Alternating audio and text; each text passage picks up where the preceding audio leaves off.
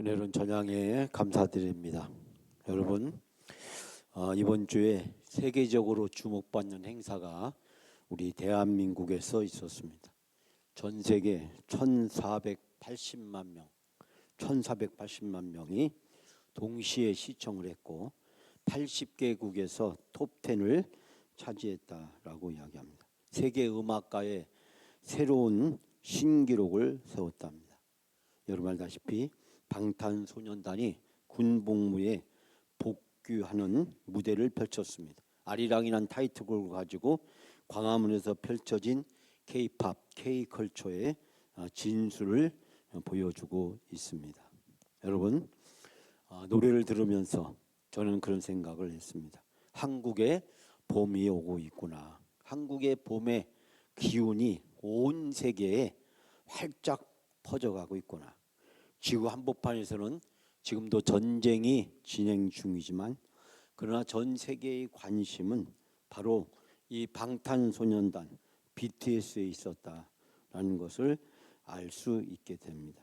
제가 오래전에 유럽, 북유럽을 방문한 적이 있는데 그때 한국에서 왔다고 하니까 그 젊은이들이나 학생들이요 바로 두 가지를 알고 있더라고요.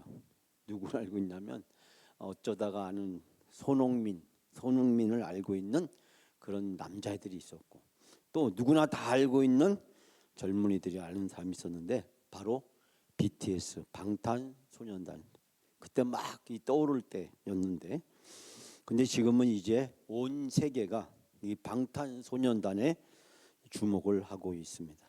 지금은 봄이 오고 있습니다. 근데 어떤 노래를 부르냐에 따라서 그 사람의 세대가 결정된다라고 이야기합니다. 제가 오늘 여러분과 좀 얘기를 하고 싶은데 여러분이 좋아하는 봄 노래 어떤 노래를 가져요? 여러분이 좋아하는 봄 노래 한번 얘기해 보세요. 제가 몇 분에게 이게 지목하고 싶은데 우리 김태환 장로님 갑자기 당혹스럽죠. 자, 김태환 장로님 좋아하는 봄 노래 어떤 노래가 있어요? 예? 봄날은 간다. 야. 자, 우리 양점승 원사님은 어떤 노래 봄하면 생각나는 노래 어떤 노래가 있을까요? 네? 어떤 노래가 있을까요? 우리 강순복 장로님 장로님은 어떤 노래 봄하면 어떤 노래? 봄봄봄 봄이 왔어요? 네. 한 분만 더 여쭤보게. 저 임선 집사님 임선 집사님 제가 물어볼까봐 지금 딴 데를 쳐다보고 계셨어. 예? 예. 집사님 봄하면 혹시 생각나는 노래 어떤 노래가 있을까요? 봄처녀. 예. 여러분이 지금 이렇게 말씀하셨는데요. 봄 그 사람이 좋아하는 노래를 보면 그 사람의 나이를 알 수 있다라고 이야기합니다. 방탄소년단이 좋아하는 노래는 봄날이라는 노래가 있다. 저도 몰라요. 봄날이라는 노래가 있답니다. 3040이 좋아하는 봄날 여러분이 잘 알고 있는 버스커의 벚꽃 엔딩 그리고 우리 강순목 장로님이 얘기한 로이킴의 봄봄봄. 그래서 요즘은 봄봄봄 봄이 왔어요. 어디든지 많이. 제가 몇 년 전에 여수에 갔더니 온통 밤이 됐는데 이 골목 저 골목 가나 이 노래밖에 안 들리고 배를 타도 이 노래, 버스를 타도 이 노래, 어디 가도 이 노래를 틀어놨더라고요. 그리고 5060 세대가 좋아하는 봄의 노래 어떤 노래가 있을까요? 이명웅의 이제 나만 믿어요 라는 그런 노래가 있답니다. 김광석의 잊어야 한다는 마음으로 또 이문세의 가로수 그 길 아니면 이런 노래가 무슨 노래인가 아는 사람은 나이가 지금 50, 60 세대라고 이야기합니다. 70, 80 우리 어르신들 방금 얘기한 우리 두 분 얘기하셨는데 봄날은 간다. 예? 연분홍 꽃치마가 봄바람에 휘날리네. 제가 한번 유튜브를 보는데 한 가수가 주현미라고 아시죠? 주현미가 어느 통기타 가수의 반주에 맞춰서 이 연분홍 치마가 봄바람에 휘날리더라. 이 봄날은 간다를 부르는데 얼마나 그 뭐랄까요? 제가 한 몇 분 동안 그 영상에 푹 빠져서 있었습니다. 근데 여러분 알다시피 이 노래는 1954년 아주 오래된 곡이죠. 1954년 백설이 씨가 불렀던 그런 노래. 지금 우리 80대, 90대 우리 어르신들이 많이 불렀던 그때 1950년대. 그러니까 제가 태어나던 그때니까 그때 이 노래가 연분홍 치마가 봄바람에 휘날리더라. 얼마나 많은 사람이 마음속에 흐르는 거예요. 이은하 씨의 봄비. 그대는 봄비를 좋아하나요? 배따라기의 노래. 저는 이 노래 좋아하는데요. 배따라기의 그대는 봄비를 좋아하나요? 이 노래 제가 좋아합니다. 근데 이 노래 좋아하는 사람은 60대랍니다. 제가 60대잖아요. 그래서 그 사람이 부르는 노래를 보면 그 사람이 어느 세대인지 알고 있다. 지금은 우리가 사순절을 보내고 있습니다. 사순절은 겨울이 가고 봄이 오는 계절입니다. 사순절에 부르는 봄의 노래는 어떤 노래일까요? 바로 오늘 히브리서의 말씀은 우리가 사순절에 불러야 될 노래는 바로 예수 노래다라고 이야기해 주고 있습니다. 예수님을 바라보고 예수님을 부르는 계절, 바로 사순절입니다. 제가 어제와 이틀 동안 새벽 기도에서 히브리서 11장 말씀을 이번 주에 같이 함께 나눴네요. 히브리서 11장, 믿음장이라고 불려집니다. 히브리서 11장에 믿음으로라는 표현이 무려 21번이 등장합니다. 21번이. 그리고 아벨부터 시작해서 에녹, 노아, 아브람, 구약 성경의 기라성 같은 믿음의 사람 16명의 인물이 등장하고 그들의 믿음의 행적과 그리고 구원의 놀라운 역사들을 우리에게 펼쳐 보여주고 있습니다. 오늘 새벽에 함께 나눴던 말씀은 그 믿음의 조상들 중에서 역경을 이겨낸 위대한 영웅들의 고난의 이야기, 그들의 순교자적 삶의 이야기를 표현해주고 있습니다. 그러면서 오늘 12장 말씀에서 이제 이 인생을 살아가면서 우리가 겪게 되는 어려움 속에서 예수 그리스도 그분을 온전히 바라보자라고 선언하고 있습니다. 특히 이 히브리서 12장 1절 2절 말씀을 여러분이 함께 읽으면서 우리가 신앙생활을 하면서 우리가 바라봐야 될 우리 인생의 참된 모델이 누구인지를 분명하게 제시해주고 있습니다. 특별히 고난과 징계는 하나님의 훈련 학교에 입학하는 것이다 라고 이야기를 하면서 고난과 역경을 겪는 사람들이 하나님의 사랑하는 증거를 가진 사람이다 라고 이야기합니다. 이 말씀을 과하게 해석하면 어떻게 되냐면 고난과 역경이 아무것도 없는 사람은 하나님이 나를 사랑하는가 의심을 해보아야 된다라고 이야기할 수도 있습니다. 사랑하는 자녀들을 향한 하나님의 강력한 연단, 그 연단을 통해서 하나님은 우리가 거룩함에 참여해지고 본향을 사모하는 삶으로 살아갈 수 있다라고 이야기합니다. 여러분 아시다시피 이스라엘 백성이 출애굽했을 때 하나님은 가나안 땅에 들어갈 준비가 되어 있는지 이스라엘 백성들을 테스트하게 됩니다. 가데스 바네에서 출애굽한 이스라엘 백성들에게 12명의 정탐꾼을 가나안 땅에 보내게 됩니다. 근데 그 12명의 정탐꾼의 보고가 이스라엘 백성들을 광야 가나안 준비 학교에 입학을 시킵니다. 여러분 40년 동안 이 가나안 준비 학교에 입학을 합니다. 그런데 졸업한 사람은 딱 2명밖에 없습니다. 여호수아와 갈렙을 제외하고 나머지 애굽에서 나온 세대들은 다 세상을 떠났고 그들의 자녀들이었던 어린 다음 세대들만 가나안 땅에 들어가게 됩니다. 광야 학교, 나는 0%고 하나님은 100%. 그 광야 학교에서 하나님은 이스라엘 백성을 훈련시킵니다. 그런데요, 여러분 알다시피 이 광야 학교 어떤 곳입니까? 사람이 생존할 수 없는 곳입니다. 너무 덥고 너무 춥고 먹을 것이 없습니다. 사방에는 돌과 모래밖에 없습니다. 그런데요, 하나님이 그 광야에서 살아가는데 필요한 모든 것을 다 주셨습니다. 광야에서 이스라엘 백성이 자기 힘으로 살아갈 수가 없어요. 낮에는 더워서 밤에는 추워서, 그리고 물이 없어서, 먹을 양식이 없어서 이스라엘 백성이 농사를 지을 수 있었어요? 아니면 거래를 해서 물건을 어디서 사올 수가 있었습니까?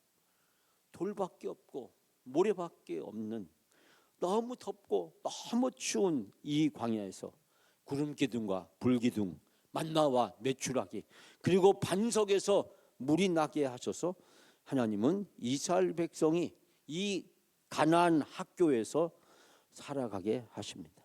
하나님이 모든 것을 아낌없이 다 주셨습니다. 그런데 이스라엘 백성들은 그 가나안 학교에서 끊임없이 하나님을 향해서 불평하고 원망합니다. 불평하고 원망합니다. 그 불신앙 때문에 결국 40년이란 이 가나안 준비 학교에서 졸업을 못하고 그들의 생을 마감하게 됩니다.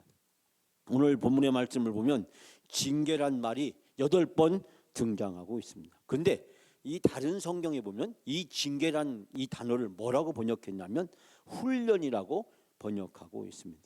징계가 훈련이라는 것입니다. 오늘도 영광 천국 모델하우스에서 훈련을 받는 우리들에게 오늘 히브리서의 말씀은 3가지를 교훈하고 있습니다. 첫 번째는 장애물을 벗고 인내로 믿음의 경주를 하라고 이야기합니다. 경주를 하는데 우리에게 거침돌이 되는 장애물을 다 벗어 던지고, 그리고 이 경주의 어려운 과정에 인내로서 믿음의 경주를 감당하라고 이야기합니다. 자, 우리가 1절, 2절 말씀 다 같이 함께 이 시간 봉독합니다. 이러므로 우리에게 구름같이 둘러싼 허다한 증인들이 있으니 모든 무거운 것과 얽매이기 쉬운 죄를 벗어버리고 인내로서 우리 앞에 당한 경주를 하며 믿음의 주여 또 온전케 하시는 이인 예수를 바라보자. 그는 그 앞에 있는 기쁨을 위하여 십자가를 참으사 부끄러움을 개의치 아니하시더니 하나님 보좌 우편에 앉으셨느니라. 아멘. 아마 많은 분들이 히브리서의 단 한 절을 뽑는다면 이 12장 2절 말씀을 뽑는 분들이 많을 것입니다. 믿음의 주여 온전케 하시는 예수를 바라보자. 지금 어떤 상황에서요? 바로 이 어려운 훈련의 과정에서 고난과 역경이 있고, 그리고 그 고난과 역경에서 때로는 피곤하고 때로는 낙심하게 되는 그런 상황 속에서 바로 오늘 히브리서의 말씀은 우리들에게 그 인생의 경주를 달려가는 우리가 예수 그리스도만 바라보자라고 이야기합니다. 그런데 그분은 어떤 분이시냐? 하나님께서 주어질 기쁨을 위해서 십자가를 참으셨고 부끄러움을 개의치 아니하셔서 하나님 보좌의 우편에 앉은 분이시라고 말씀하고 있습니다. 고난으로 십자가를 감당해서 영광을 누리게 된 바로 그 예수 그리스도를 바라보라고 이야기합니다. 지금 어떤 상황입니까? 로마의 대박해가 시작되었습니다. 그 박해는 정말 힘들고 어려운 수백 년에 걸친 박해였습니다.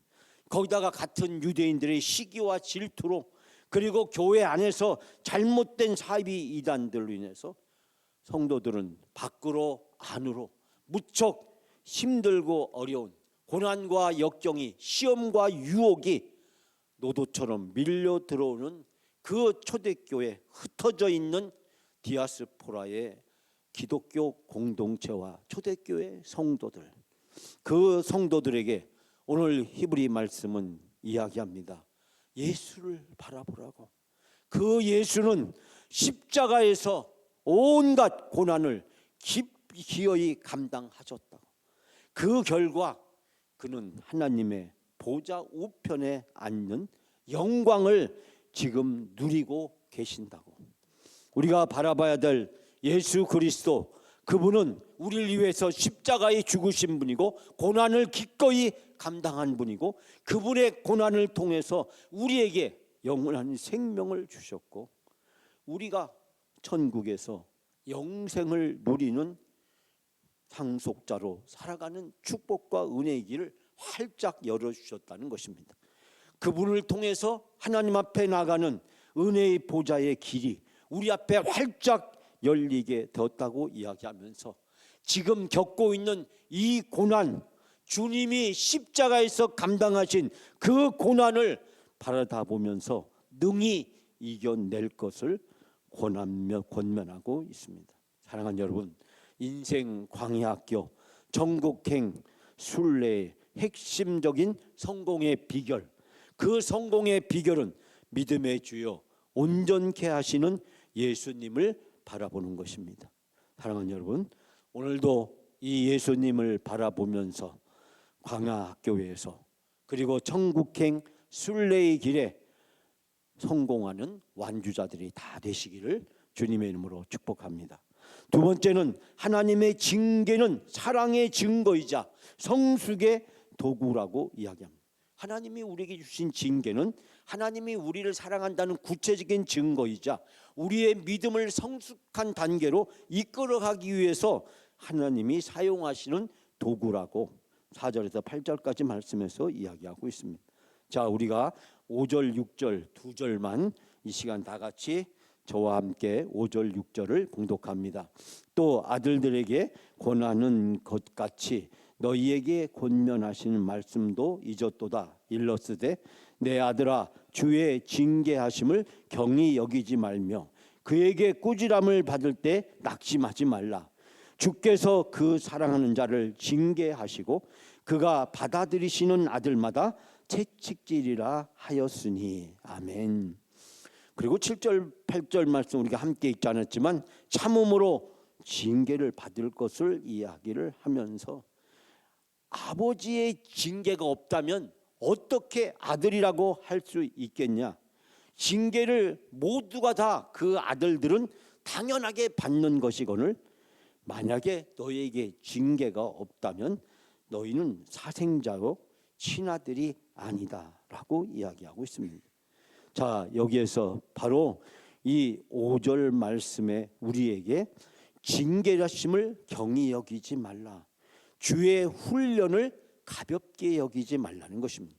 여기서 징계는 바로 훈련을 이야기를 합니다. 그래서 우리가 오늘 함께 봉독한 우리 성경에는 징계라고 되어 있지만 세번역 성경에 보면 이 징계를 모두가 다 훈련이라고 번역하고 있습니다. 그래서 주께서 사랑하는 사람을 훈련하시고 자녀로 받아들이는 자마다 채찍질을 하신다라고 이야기하고 있습니다.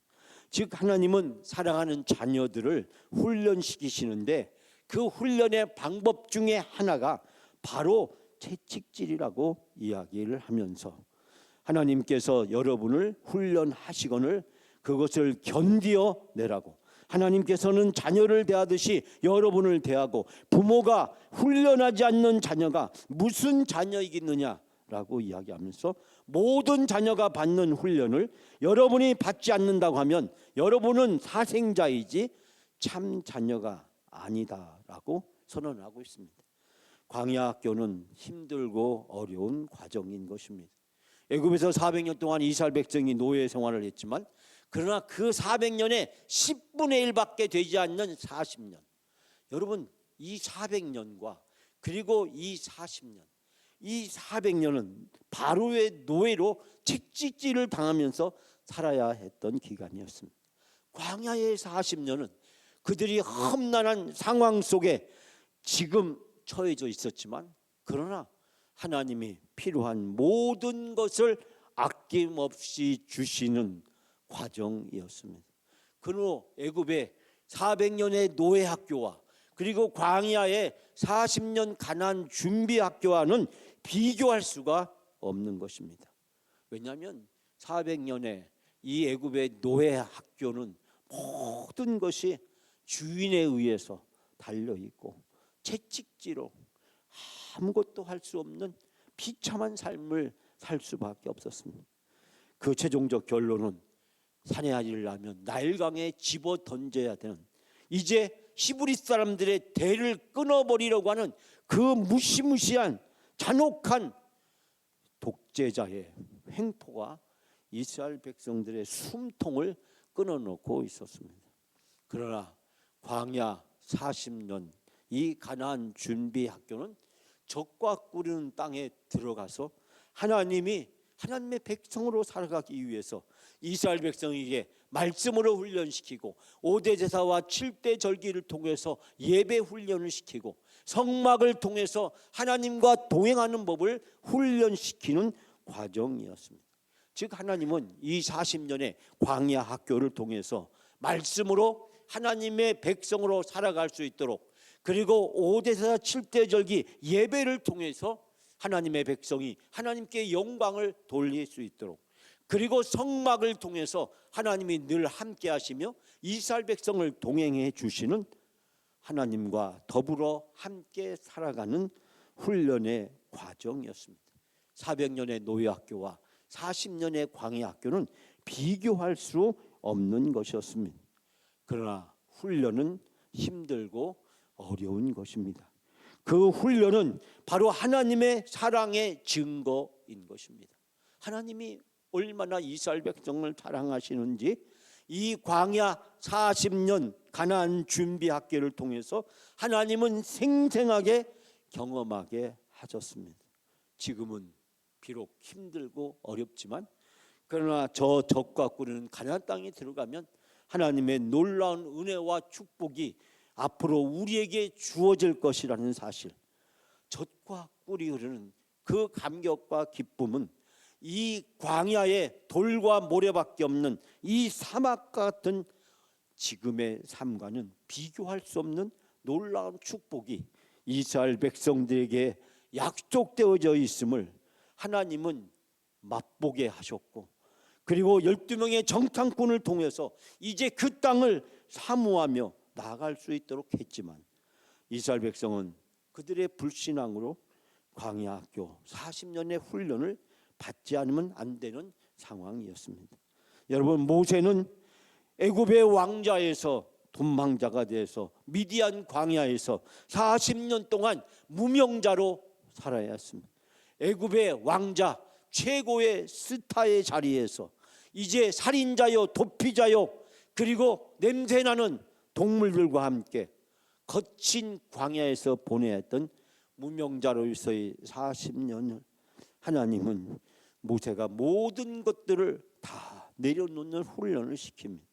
다윗은 사울왕을 피해 유대 광야를 전진하면서 때로는 개처럼 사람들에게 엎드려야 되면서 자기 자신을 비우고 낮춰야 되는 그 훈련을 통해서 하나님의 마음에 합한 사람으로 다윗을 훈련시키셨습니다.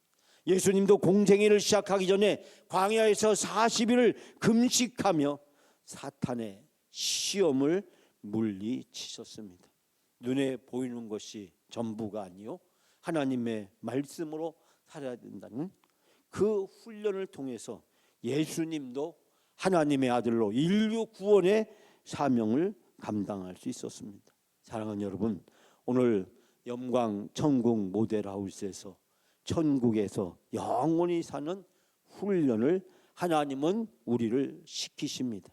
교회를 중심으로 교회를 통해서 교회와 함께 이 훈련을 잘 감당할 때 천국의 여정으로 가는 우리의 미래가 결정되고 영광스러운 천국에 입학하는 놀라운 기쁨을 우리가 누리게 될 줄 믿습니다. 사랑하는 여러분, 오늘도 영광 모델 하우스에서 천국의 훈련을 기쁨으로 잘 감당하는 여러분이 되시기를 주님의 이름으로 축원합니다.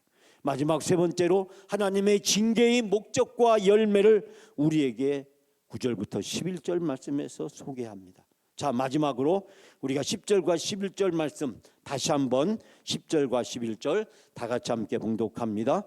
그들은 잠시 자기의 뜻대로 우리를 징계하였거니와 오직 하나님은 우리의 유익을 위하여 그의 거룩하심에 참여하게 하시느니라. 무릇 징계가 당시에는 즐거워 보이지 않고 슬퍼 보이나 후에 그로 말미암아 연단받은 자들은 의와 평강의 열매를 맺느니라. 아멘. 히브리서에서 우리가 꼽을 수 있는 10대 명언 중에 한 말씀이 바로 이 10장 11장 11절 12장 11절 말씀. 무릇 징계가 당시에는 즐거워 보이지 않지만 모든 훈련은 그 당시에는 즐거움이 아니라 괴로움으로 생각되지만 나중에는 이것으로 연단을 받은 사람들에게 의로움이 깃든 평화로운 열매를 맺게 될 것이다. 여러분, 징계가 훈련이 당시에는 즐거움이 아니라 괴로움이고 고통이고 힘듦이지만 그 힘듦을 넘어서 갈 때 그 힘듦을 감당한 사람들에게 평화로운 열매를 맺게 된다라고 말씀하고 있습니다. 사랑하는 여러분, 믿음 생활이나 천국으로 가는 여정에 고난은 필수적인 과정임을 소개하고 있습니다. 이 고난은 선택 과목이 아니라 필수 과목인 것입니다. 이 고난을 거치지 않고는 나아갈 수가 없는 것입니다. 그러므로 고난을 만나게 되었을 때 불평하지 말고 우리를 위해서 참으신 예수 그리스도를 바라보고 거룩한 성도로 성장하는 기회로 삼아야 된다고 말씀합니다. 고난과 징계는 하나님의 선한 계획을 이루기 위한 훈련의 과정임을 우리에게 소개하고 있습니다. 사랑하는 여러분, 성도는 현재의 고난 너머에 있는 영광스러운 상급을 바라보며 달려갑니다. 사도 바울은 우리에게 이렇게 고백합니다. 현재의 고난은 장차 우리에게 나타날 영광과 좋게 비교할 수 없도다. 광야 학교에서, 인생 학교에서 우리가 겪게 되는 이 모든 고난과 역경은 바로 그 자체가 목적이 있는 것이 아니라 훈련이고 지나가는 과정이고, 그리고 그 뒤에는 영광스러운 상급과 미래가 우리를 기다리고 있다는 사실입니다. 비록 광야학교에서 훈련을 받는 지금이 힘들고 어렵지만, 그러나 우리가 끝까지 참으신 믿음의 주요 온전케 하시는 예수 그리스도, 고난의 모범을 보여주신 예수 그리스도, 우리를 구원하기 위해서 어떠한 고난도 기꺼이 감당하신 예수 그리스도, 그분의 십자가를 바라보면서 천국행 인내의 경주의 승리자가 되라고 오늘 말씀은 권면하고 있습니다. 사랑하는 여러분, 오늘 바로 초대교회 박해의 시대, 환난과 역경의 시대, 시험과 유혹의 시대, 밖으로 안으로 힘들고 어려운 그 신앙의 여정을 살아가는 초대교회 교인들에게 어떠한 상황에서도 절망하거나 좌절하지 말고, 아무리 힘들고 어려운 일이 있다고 할지라도 나를 위해서 모든 고난을 감당하신 예수 그리스도, 십자가에 달리신 그 예수 그리스도, 그렇지만 지금 하늘에 승천하셔서 하나님 보좌 우편에 영광의 자리에 앉아 계시고 우리를 천국으로 불러주시는 그 예수 그리스도를 바라다보고 인생 학교에 믿음의 경주의 승리자가 될 것을 오늘 주신 말씀은 우리를 권면하고 있습니다. 사랑하는 여러분, 2026년 사순절 예수 그리스도를 바라다보고 이 예수 그리스도를 본받고 이 예수 그리스도와 함께 동행하면서 천국행 인생의 여정에 승리자들이 다 되시는 여러분이 되시기를 주님의 이름으로 축복합니다.